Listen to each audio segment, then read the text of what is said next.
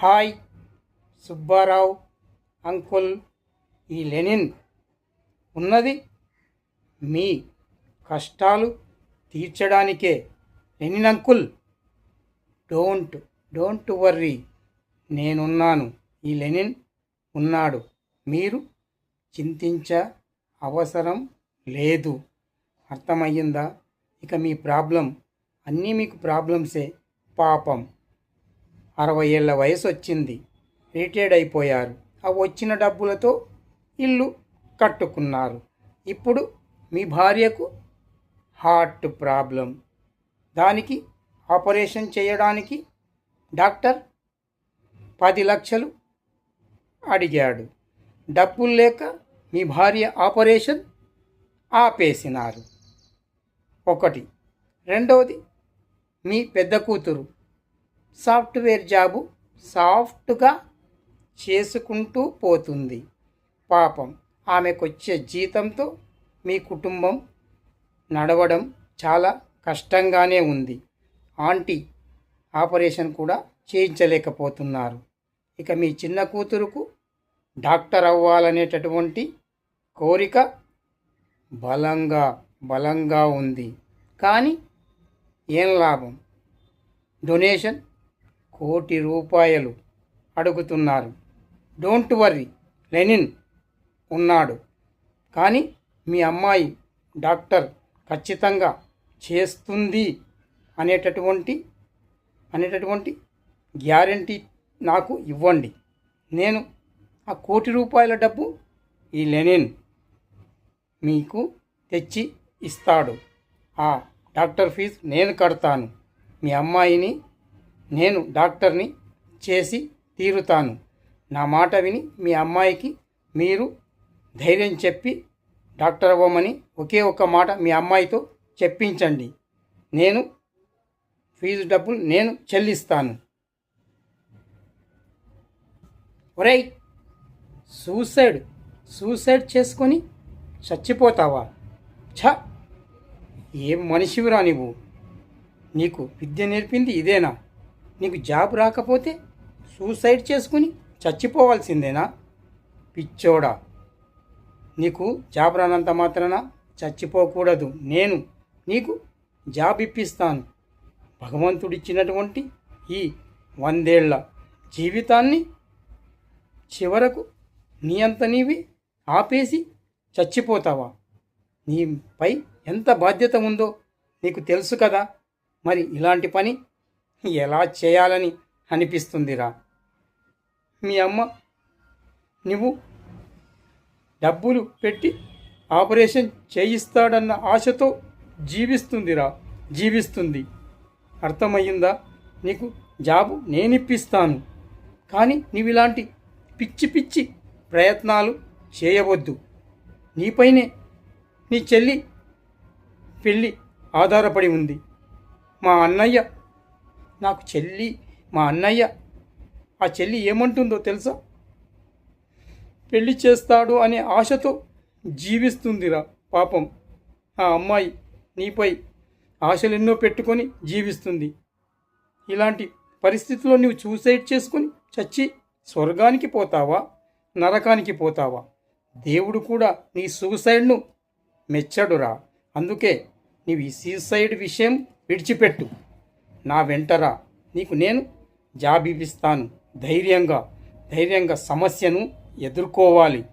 కానీ ఇలా సూసైడ్ చేసుకుని చచ్చిపోకూడదు. ఈ లెనిన్ నీ వెంట ఉన్నాడు. అర్థమయ్యిందా? రా, నీకు నేను జాబ్ ఇప్పిస్తాను. రా, నా వెంట రా. ఒరేయ్, నువ్వు అసలు మనిషివేనా? నీ లవ్ ఫెయిల్యూర్ అయ్యిందని ఈ ట్యాబ్లెట్లు మింగి చచ్చిపోతావా? చెయ్యి. నువ్వు అసలు మనిషివి కాదురా. లవ్ ఫెయిల్యూర్ అయిపోతే ఏమైంది? నిలబడాలి. ధైర్యంగా నిలబడి సమస్యను ఎదుర్కోవాలి. నీ లవర్ కోసం 25 లక్షలు ఖర్చు చేశావు. దానికోసం కోరినవన్నీ ఇచ్చావు. కానీ అదేం చేసింది? చివరకు అది మరొకరితో లేచిపోయింది. అది ఎవరితో?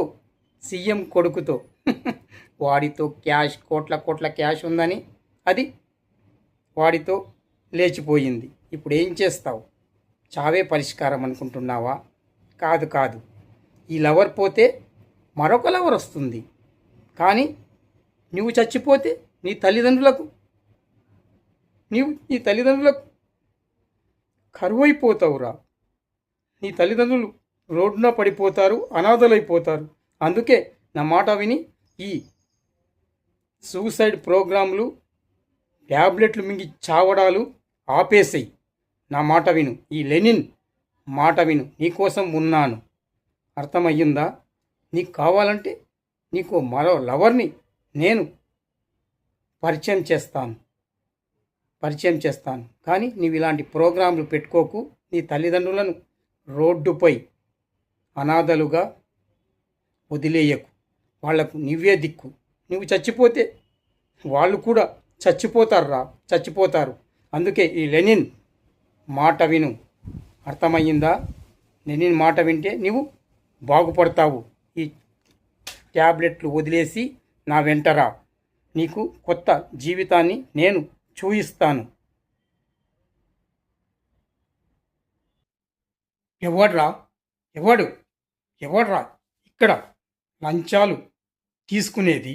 ఈ లెనిన్ వచ్చాడు. లంచాలు తీసుకుంటే పీక పిసికి చంపేస్తాడు. ఒరేయ్, ప్రభుత్వం లక్షల కొద్ది జీతాలు ఇస్తుంది. అయినా మీకు సిగ్గనిపించడం లేదురా? లంచాలు తీసుకుంటూనే ఉన్నారు.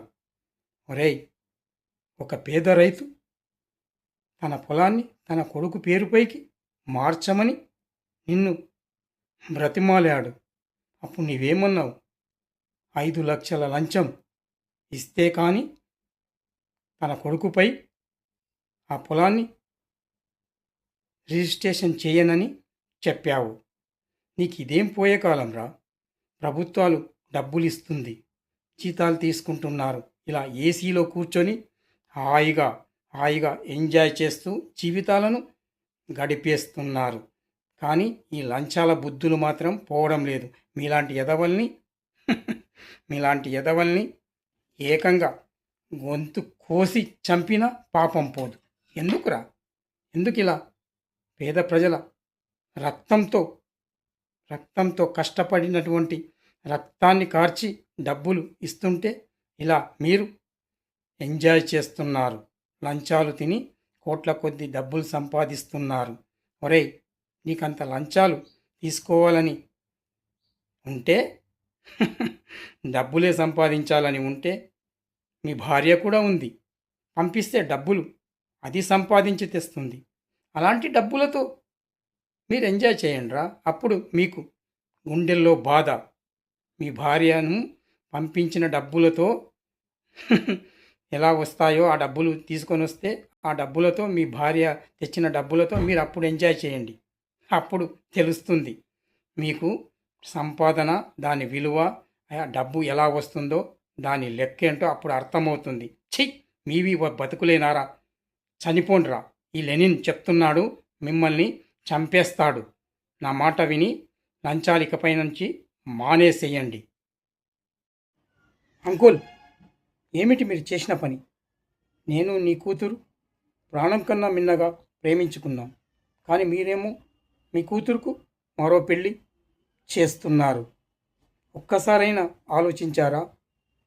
బలవంతంగా పెళ్లి చేస్తే నీ కూతురు పరిస్థితి ఏమవుతుందో? స్టేటస్ అంటూ కోట్ల డబ్బులు ఉంటూ కోట్లున్న కోటీశ్వరుడికే ఇస్తున్నారే కానీ ఒక్కసారి నీ కూతురు మనసు గురించి ఆలోచించారా? పెళ్ళి అవుతుంది కానీ ఏమవుతుంది?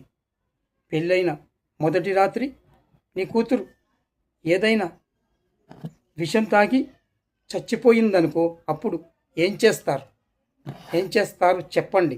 ఈ తొక్కలో స్టేటస్ ఏం చేస్తారు? ఈ కోట్ల ఆస్తులు నెత్తినేసుకొని పోతారా ఏంటి? ఆస్తులు కాదు అంకుల్, మనసు. నీ కూతురు మనసు తెలుసుకున్నవాడే మంచి భర్త అవుతాడు. అంతేకాని ఇప్పుడు మీరు పెళ్లి చేస్తున్నారు ఆ మినిస్టర్ కొడుకుతో. వాడికి ఎన్ని ఎన్ని లవ్ ఎఫైర్లు ఉన్నాయో నాకు తెలుసు. రేపు నీ కోట్ల ఆస్తుల కోసమే వాడు ఒప్పుకున్నాడు. దాని తర్వాత నీ కూతుర్ని నీ కూతుర్ని వదిలేస్తే ఏం చేస్తారు? వాడు తాగుతాడు, తిరుగుతాడు, అన్ని అలవాట్లు ఉన్నాయి. కేవలం ప్రెస్టేజ్ అంటూ పెళ్ళి వాడికి కట్టబెడుతున్నారు. ఒక్కసారి ఇప్పటికైనా నా మాట విని మీరు మనస్సు మార్చుకోండి. అర్థమయ్యిందా? మనసు మార్చుకోండి.